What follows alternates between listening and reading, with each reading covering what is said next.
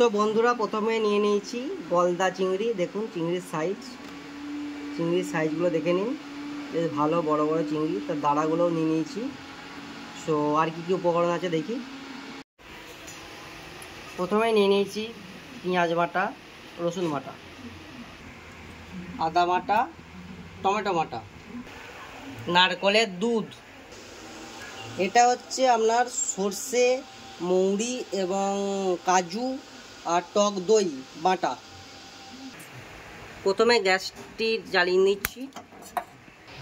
তেলটা গরম হওয়া পর্যন্ত অপেক্ষা করব। তেলটা হালকা গরম হলে এবার চিংড়িগুলো দিয়ে ভেজে নেব। তেলটা গরম হয়ে গেছে, এবার চিংড়িগুলো দিয়ে দেবো।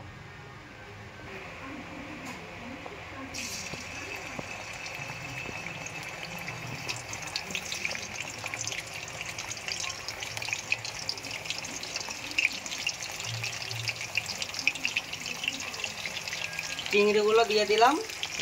এবার লাল লাল করে একটু ভেজে নেব।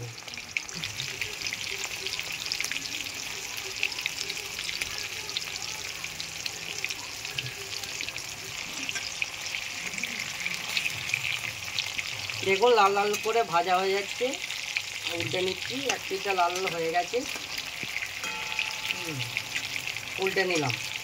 আর এক পিঠটা একটু লাল লাল করে ভাজা হলে তুলে রেখে দেবো। লাল লাল করে ভাজা প্রায় হয়েই এসেছে। এবার আমরা চিংড়িগুলোকে তুলে নেব।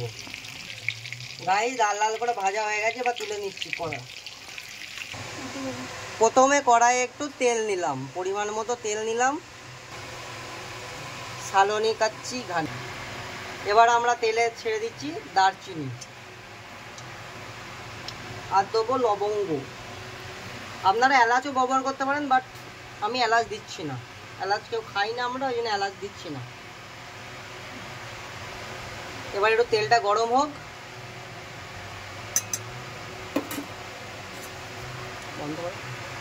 তেলটা একটু গরম হোক। গরম হলে আমরা পেঁয়াজ বাটাটা দিয়ে দেবো।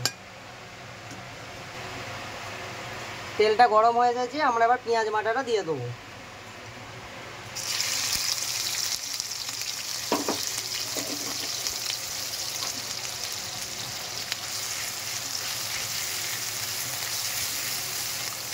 পেঁয়াজ বাটাটা যদি একটু নাড়াচাড়া করে নিই। পেঁয়াজগুলো মোটামুটি ভাজা হয়ে গেছে, একটু তেল ছেড়ে দিয়েছে। এবার আমরা একটু রসুনটা দিয়ে দেবো। দিয়ে রসুনটা দিয়ে একটু ভেজে নেবো। ঠিক আছে।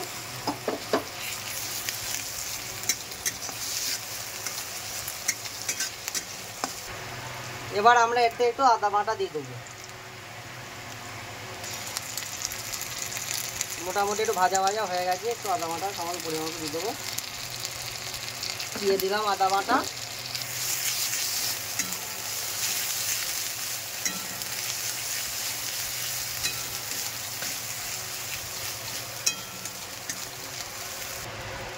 এবার আমরা ওই টক দই, সর্ষে আর আপনার কাজু দিয়ে যে পেস্টটা করলাম আর মৌরি দিয়ে, সেই পেস্ট এবার দিয়ে দেবো।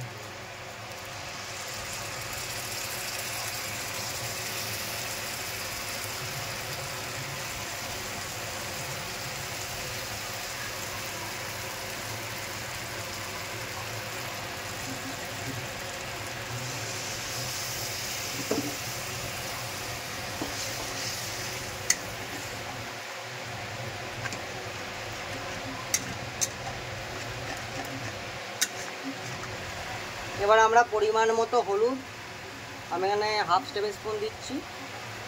পরিমাণ মতো জিরে হাফ টেবিল স্পুন। 1/4 লঙ্কা গুঁড়ো, 1/4 কাশ্মীরি লঙ্কা গুঁড়ো দিয়ে দিলাম।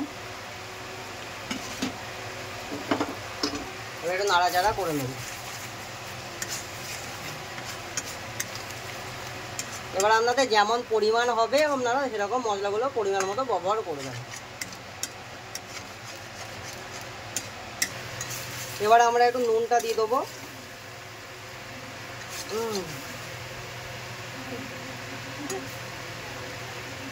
পরিমাণ মতো নুন দিয়ে দিলাম।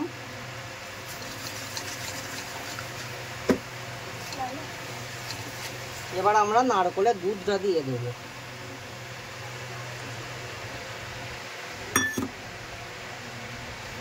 এবার গ্রেভিটা তৈরি করব।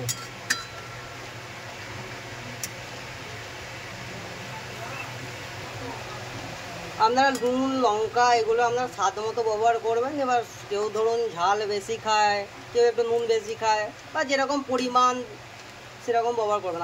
আমরা ধরুন 250 গ্রাম চিংড়ি এনেছি, সেই অনুযায়ী নুন দিচ্ছি।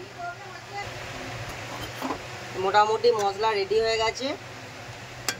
এবার আমরা আস্তে আস্তে চিংড়িগুলোকে দিয়ে ফোটাবো, নাহলে তো মশলা ঢোকার ব্যাপার। আপনারা নুন লঙ্কা এগুলো আপনার স্বাদ মতো ব্যবহার করবেন। এবার কেউ ধরুন ঝাল বেশি খায়, কেউ একটু নুন বেশি খায়, বা যেরকম পরিমাণ সেরকম ব্যবহার করবেন। আমরা ধরুন 250 গ্রাম চিংড়ি এনেছি, সেই অনুযায়ী নুন দিচ্ছি। মোটামুটি মশলা রেডি হয়ে গেছে। এবার আমরা আস্তে আস্তে চিংড়িগুলোকে দিয়ে ফোটাবো, নাহলে তো মশলা ঢোকার ব্যাপার আছে। চিংড়িগুলো চলুন দিয়ে দিই।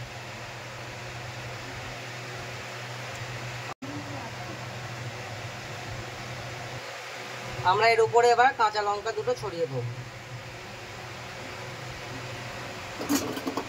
কাঁচা লঙ্কা ছড়ালে একটা কাঁচা লঙ্কা আলাদা একটা সুগন্ধি একটা স্মেল আসে, সেটার জন্য কাঁচা লঙ্কাটা দেবো।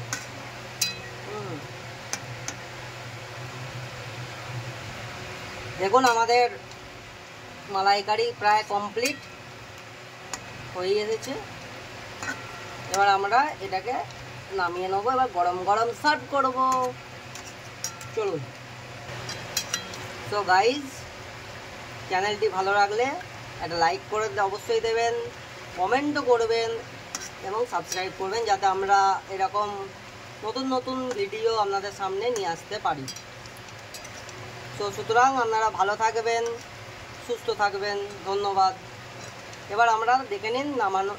এবার আমরা নামিয়ে নিই। সো গাইজ, আমাদের রান্না কমপ্লিট। দেখুন কেমন হয়েছে, কমেন্টে অবশ্যই জানাবেন। ভালো থাকুন, সুস্থ থাকুন। Thank you. না, এর সাথে নয়, আলাদা আলাদা করুন।